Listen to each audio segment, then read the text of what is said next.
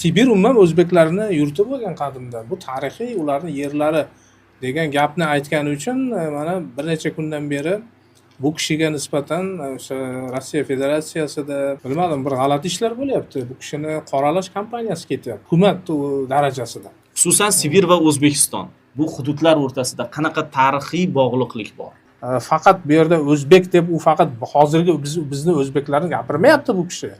Buni tagida turkiylar haqida gap ketyapti. Turkiylar azaldan shu qadim o'sha hududlarda yashagan va shunaqangi yirik ulkan hududlarda turkiylar bo'lgan. Turkiylar 16, 18, 20-asrda kelib qolgan ya u hududlarga. Ular ming yillardan beri o'sha hududlarda yashaydi. Mana shu Sibir o'lkalarida bu turkiylar yaqinda borib qolgani yo'q u yerga. Ular ming yil oldin ham o'sha yerda bo'lgan turkiylar.